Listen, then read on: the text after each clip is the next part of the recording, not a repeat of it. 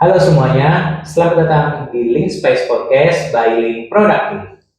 Nah, hari ini, di kesempatan yang baik ini, kita akan membahas sebuah podcast, yaitu gagal di awal, kesalahan kecil yang sering menghentikan UMKM.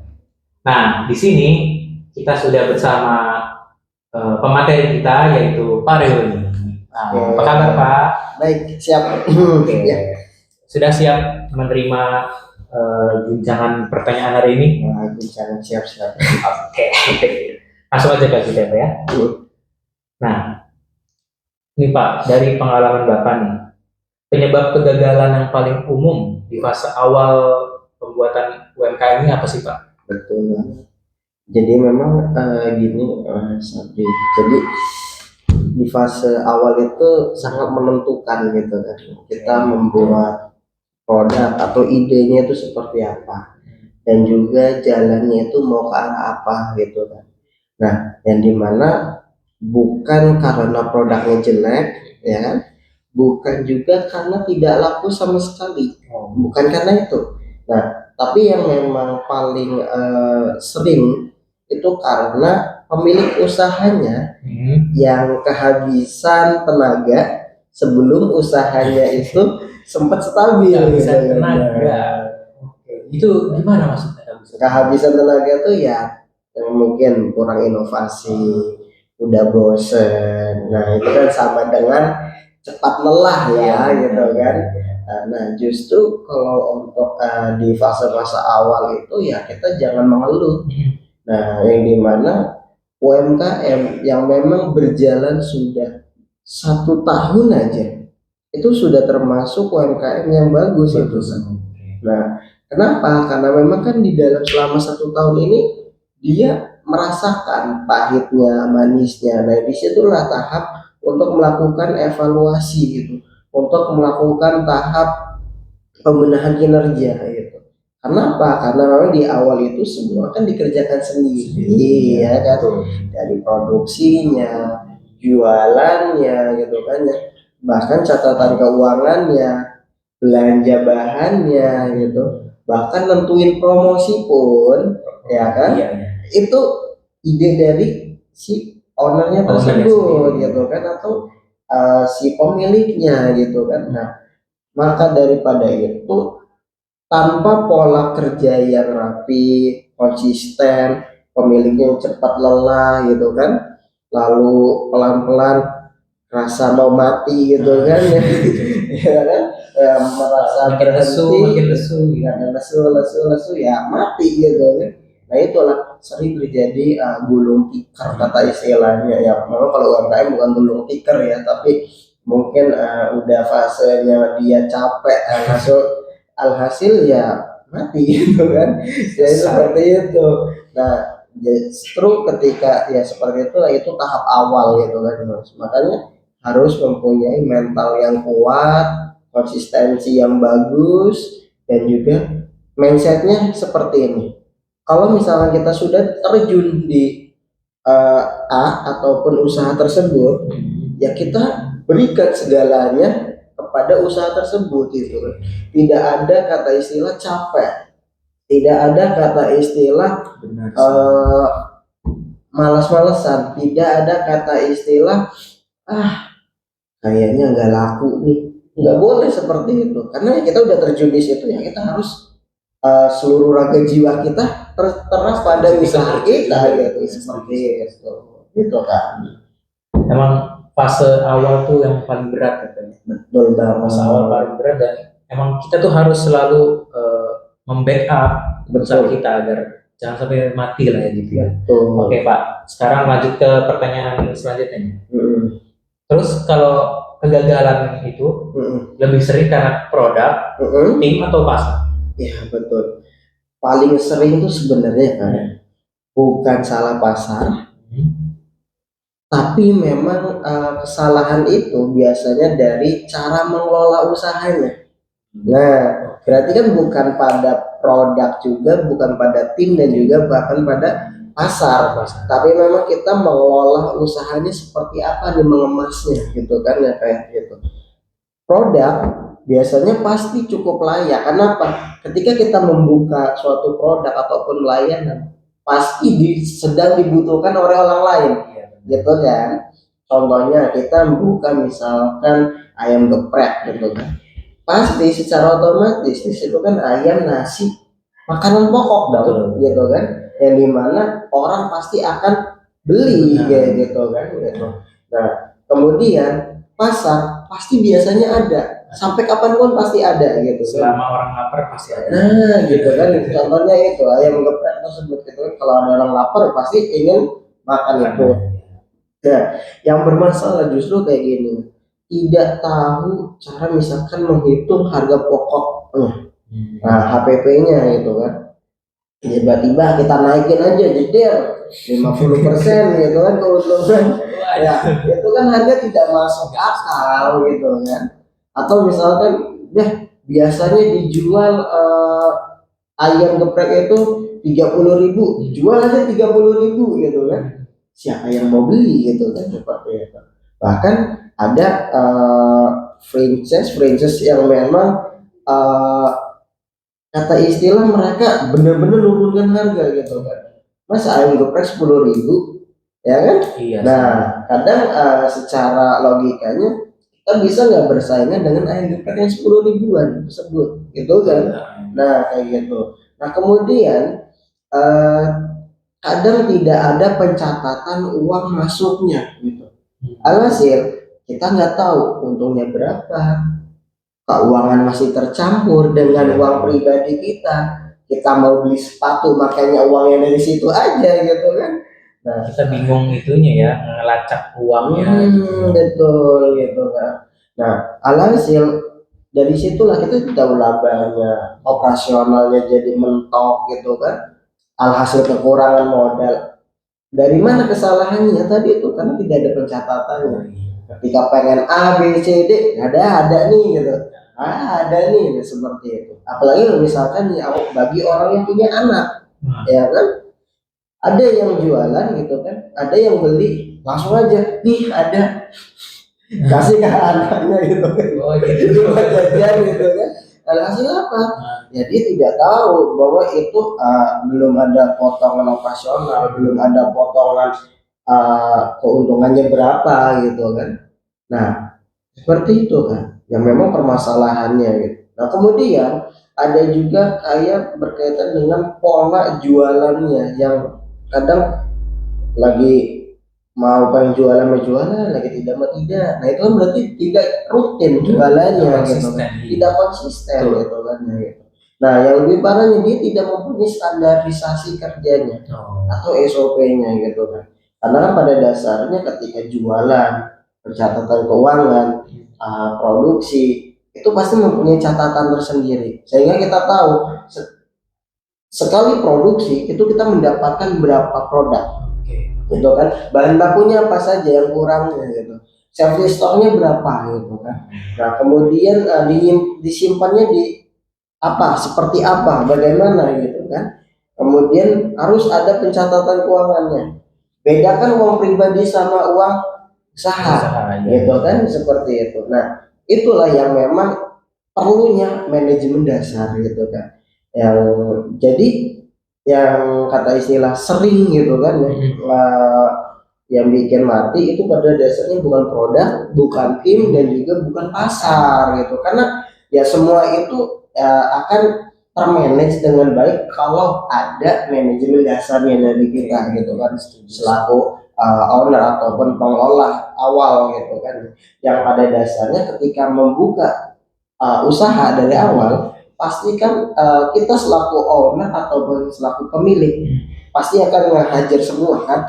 Tadi kayak promosi gitu kan, all out lah, produksi, jualan, keuangan. Nah, beli bahan, pada dasarnya kan semua itu tahu prosesnya. Nah, itulah dijadikan sebagai pedoman gitu, dibuatkan landasan pedomannya ataupun landasan standar operasionalnya gitu kan, sebagai apa, manajemennya kayak gitu. Jika kalau misalkan kita mau rekruter gitu kan ya, kita tinggal nyodorkan ini prosesnya seperti ini, pelajari ya SOP-nya gitu. Seperti itu.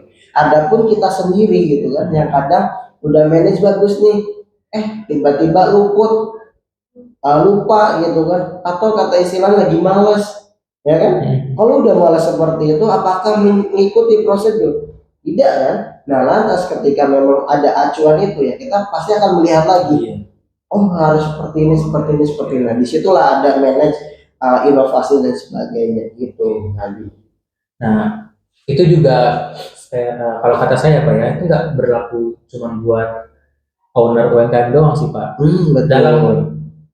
Dalam bernegara juga kalau misalkan pemimpinnya tidak memberikan policy policy atau kebijakan juga pasti akan jatuh kan. Betul.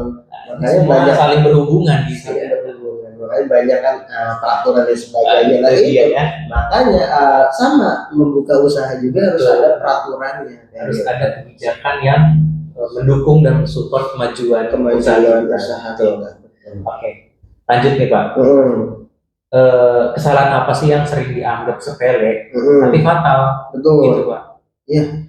Yang tadi ya berkaitan dengan manajemen dasar itu, yang memang sangat banyak pengaruh yang disepelekan. Contohnya apa? Ya kita berkaitan dengan cash flow yang memang cash flow. Sering ya. Cash flow ya. Sering terabaikan.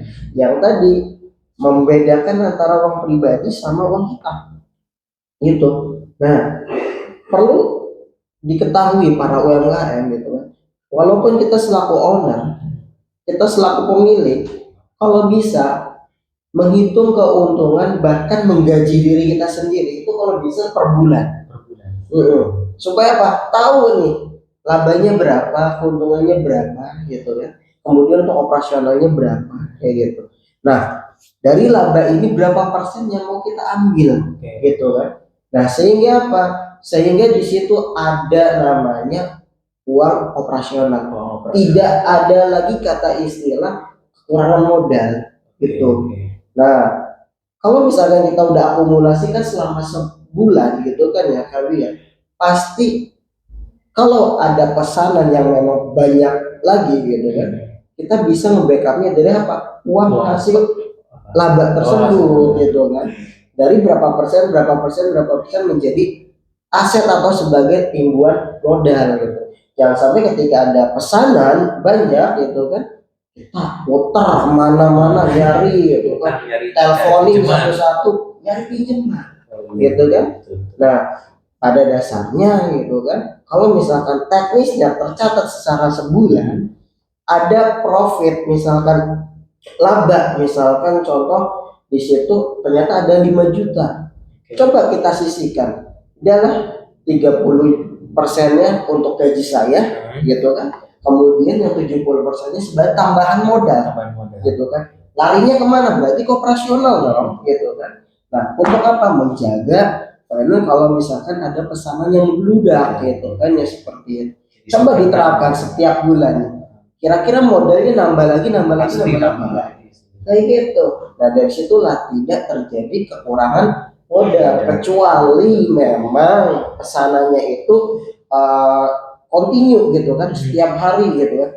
Misalkan contoh jadi supplier MBG ya kan. Nah, oke lah, bukan MBG ya kita bahas ya.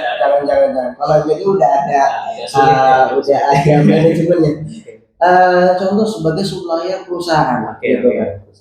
Selama misalkan contoh 2 bulan, setiap harinya misalkan contoh ada 200 karyawan, ya kan ya 200 karyawan misalkan dengan budget misalkan satu karyawannya itu untuk makan misalkan 20.000 gitu kan. Nah, udah kelihatan dong ya kan, 20.000 dikali 200 berarti berapa? 4 juta ya, 4 juta ya, 4 juta per hari. Nah, itu kan berarti kan. Nah, selama 2 bulan berarti sama dengan berapa? 60 hari ya kurang lebihnya gitu kan.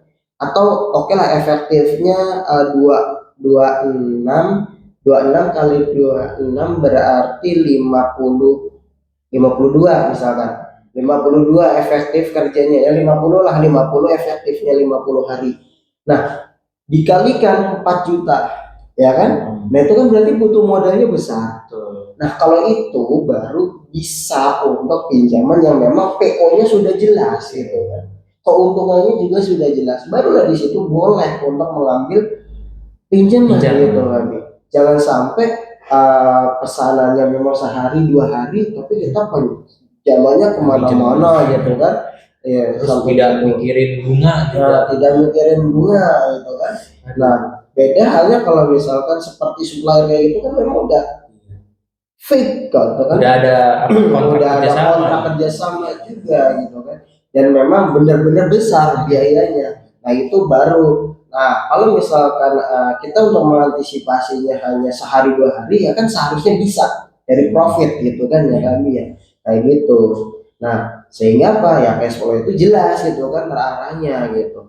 Kemudian selanjutnya yang memang harga yang ditentukan itu kadang ya tidak sesuai gitu dari perhitungan gitu, tiba-tiba berapa 50% ya kan, ya orang yang benar aja gitu kan. Iya benar. Kayak gitu jualan kalau misalkan lagi semangat doang ya kan. Nah itu kesalahannya memang sepele gitu, orang saya ownernya gitu kan, mentang-mentang owner gitu kan, mentang-mentang apa milik gitu kan. Kerja juga enak ya misalkan contoh, saya lagi males nggak buka dulu lah warung saya. Nah itu harus sepele gitu kan. Nah padahal misalkan contoh di hari itu misalkan banyak pelanggan gitu kan. Nah itu seperti itu, hal yang sepele seperti itu untuk rezeki sendiri. Iya, padahal ya kita harus kan continue ya yang seperti itu. Nah kemudian semua dikerjakan sendiri terus menerus, mentang-mentang saya bisa gitu kan, ini 2 hari 3 hari masih bisa ya, sebulan masih bisa gitu kan. Tiba-tiba pesanan banyak, masih bisa saya, alasnya apa, nggak kepegang ya kan, pesanannya kurang gitu kan. Nah gitu kan. Jadi perlunya susun strategi ataupun sistem sederhana itu adalah apa, untuk membackup hal tersebut. Dan juga kita harus tahu nih kapasitas kita gitu ya, kan. pasti. Gitu. Nah itu kelihatan memang sepele gitu kan ya, tapi tadi itulah yang memang sering bikin UMKM berhenti gitu kan. Kalau hal-hal sepele yang tadi saya jelaskan seperti itu. Oke ya teman-teman semua ya, padahal itu sepele loh, masalah yang sepele tapi imbasnya adalah kehancuran usaha kita. Dan ya semoga tidak terjadi lah ya di kita dan penonton semua ya. Oke, ini Pak, sekarang kita masuk ke pertanyaan terakhir. Siap. Kapan founder harus pivot dan kapan harus bertahan? Iya betul. Jadi kalau misalkan untuk bertahan gitu kan ya kan, itu yang memang pada dasarnya produk itu harus disukai oleh customer. Harus disukai oleh customer ya. Jelas dong gitu kan, produk tidak akan keluar kalau misalkan tidak disukai oleh customer ataupun pembelinya gitu kan. Nah kemudian usahakan ada namanya repeat order pada customer yang tadi membeli gitu. Nah kemudian jangan sampai ada masalah dalam operasionalnya gitu. Dan juga pemasaran itu harus continue gitu. Nah kenapa? Karena memang di dalam operasional inilah untuk menentukan customer, untuk menentukan repeat order ya kan, menentukan kelanjutan kita. Kelanjutan dari customer itu suka nggak nih sama pelayanan kita kayak gitu kan.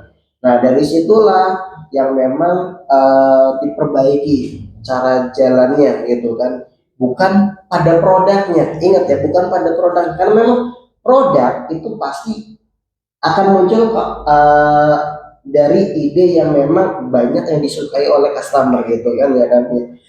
Pasti kata istilahnya, contoh tadi jual ayam geprek, kenapa? Tadi kebutuhan gitu, pokok gitu kan, gitu. Ya, apakah memang produknya itu yang jelek? Tidak. Nah, lantas kalau misalkan gepreknya itu nggak enak, kira-kira yang disalahkan produknya atau dari manajemennya? Manajemennya betul. Betul. Ya kan? Kenapa? Ya kita buat produk itu dari apa? Ada kan step by stepnya kan? Iya. Berarti kan dari manajemennya, dari standarnya gitu kan ya kali ya seperti itu. Ya namanya produk ya itu sekedar nama sebenarnya gitu kali ya, sekedar nama. Tapi dari segi bentuknya, kualitasnya itu berdasarkan nih step by stepnya gitu kan, langkah-langkahnya kayak gitu untuk menyiapkan produk itu dengan kualitas yang terbaik kayak gitu. Nah kalau pivot ya itu yang memang kata istilahnya sudah lama jualan tapi tidak ada yang beli ulang gitu, tidak ada yang mau repeat order gitu kan. Nah alhasilnya kita harus melakukan inovasi dong gitu kan, cari produk yang memang sesuai gitu kan. Contohnya misalkan dari ayam geprek, jangan ayam geprek saja, ada misalkan ayam mozzarella, ayam apalagi ayam keju cheese cream gitu kan. Apa itu Pak? Itu apa Pak? Ya namanya inovasi kan gitu. Nah jadi bukan ayamnya rasa pedes manis tapi itu rasa keju gitu kan. Ya, kan sekarang kan nyarinya dunia lain ya, bukan dunia normal. Abnormal semua. Sampai makanan pun abnormal. Ada normal semua. Bahaya ini guys, bahaya. Ya, ya mungkin melihat iklan gitu kan nasi dicampurin americano itu ya. Apalagi Itu kan abnormal. parah ini. Ya, ya kalau misalkan suka scroll TikTok akan nemu tuh konten-konten Kayaknya makanan orang stres itu abnormal Pak. Anomali itu. sampai ada Masa yang nasi dikasih Amerika? Siapa yang mau? udah bercampur es lagi. Oke, kembali ke laptop. Jadi gitu kan, jadi perlu inovasi seperti itu gitu kan, yang memang kata istilah tren yang memang sesuai dengan makanan-makanan orang Gen Z, tapi masuk juga ke orang milenial gitu kan, masuk juga ke orang dewasa gitu Semua kan, kalangan. semua kalangan kayak gitu. Nah kemudian orang kalau misalkan untuk pivot itu kalau misalkan orang tidak paham produk kita gitu. Jadi memang masih bertanya-tanya lah, apa sih ini makanannya kayak gitu kan. Orang kan kadang belum tahu ya, misalkan contoh yang sering belum tahu tuh makanan apa ya. Contohnya ya mungkin kalau orang tua kan belum tahu kayak dimsum ya. Dimsum tuh seperti apa sih kayak gitu kan, yang mungkin sudah umuran 50 ke atas umurnya. Tapi yang pertanyaannya ya, sorry ya yang jualan dimsum bukan ini ya. Enggak, maksudnya ya intinya makanan-makanan kekinian lah gitu kan, atau misalkan matcha gitu kan. Matcha tuh seperti apa sih yang mungkin kayak yang 40 ke atas kan belum tahu ya matcha itu seperti apa gitu kan. Nah tapi kan orang-orang yang sekarang orang-orang muda gitu kan pasti udah tahu kan matcha seperti itu. Nah itu yang memang harus memberikan pemahaman atau edukasi kayak gitu kan, bahwa dimsum ini terbuat dari ayam ininya gitu. Nah kemudian matcha tuh terbuat ini gitu kan. Nah sehingga disitulah orang paham tahu kayak gitu kan, berkaitan dengan produk kita seperti itu. Nah kemudian dari situlah pasti akan timbul pasar yang memang signifikan bagus gitu kan, karena orang udah mulai tahu nih gitu kan tentang produk kita, inovasi kita gitu kan. Jadi artinya apa? Yang memang salah tuh bukan cara jualannya, tapi yang dijualnya ini harus diketahui oleh orang kalangan banyak gitu kan. Jadi seperti itu kan, antara pivot atau memang harus bertahan itu seperti apa ya, memang kita harus mengetahui nih. Yang perlu diperbaiki adalah jalannya ketika memang melakukan produksi gitu kan, bukan pada produknya. Kemudian apa? Harus kita mengetahui nih cara jualnya gitu kan, dari produk tersebut gitu, sehingga orang mau nih untuk beli produk-produk kita kayak seperti itu kali ini. Oke ya guys, Eh, sangat menarik sekali ini pembahasan kali ini karena apa ya, yang namanya usaha itu ya Pak, kita banyak banyak struggle-nya Pak. Betul. Mau ke kanan ada masalah, kiri Iya. depan belakang nah, pasti ada masalah dan ya kita harus selalu membuka wawasan. Betul. Kalau kata orang bijak itu gagal di awal itu normal. Yang bahaya Betul. itu nggak belajar dari kegagalan kecil. Iya, betul. Bisnis yang bertahan lama bukan yang paling jago, tapi yang paling cepat sadar dan berani memperbaiki. Gitu, Pak. Tepat sekali gitu. Karena ya guru terbaik itu dari pengalaman. Pengalaman. Setuju banget. Gitu. Jadi ya pada saya UMKM yang jarang gagal itu karena bukan tidak punya ide gitu kan. Tapi UMKM yang lebih sering gagal gitu kan, itu karena tidak punya sistem sederhana untuk menjalankan ide gitu kan, yang dimana idenya pasti akan muncul di setiap hari gitu kan ya. Seperti itu gitu. Jadi ya kalian UMKM ya harus memperbanyak ide dan juga harus mengikuti tren juga gitu kan. Namanya perkembangan zaman. Betul. Gitu kan ya. Kemudian promosi-promosi yang memang harus bisa melawan nih kayak franchise yang memang sekarang tuh luar biasa gitu kan, jualan kayak di luar akal gitu kan. Harga kok murah banget gitu kan, terus berjamur di mana-mana gitu, terus dia di mana-mana ada gitu kan. Ya kita selaku UMKM lokal gitu kan, dengan menerapkan harga seperti itu mampu nggak gitu, nah sesuai nggak gitu kan. Ya mungkin contohnya aja geprek masa bisa 10.000 udah dapat nasi pula gitu kan. Nah pertanyaannya kita bisa nggak seperti itu, atau kita bisa lebih tipis dikit gitu kan, misalkan ke 13.000 dengan porsi yang sama tapi memang kualitasnya yang berbeda. Nah itu kenapa? Produk itu menentukan dari hasil juga, harga itu menentukan produk yang berkualitas tinggi kayak gitu. Ya mungkin kita bisa merasakan gitu ya, dengan harga yang murah rasanya kayak gimana juga kan, itu pasti ada harga ada kualitas, ada kualitas seperti itu. Nah itu yang memang perlu dipahami gitu kan, dikonsentrasikan. Betul seperti itu.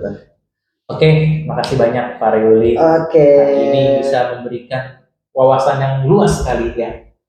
Dan teman-teman juga terima kasih telah menonton. Sampai jumpa di next video. Dadah.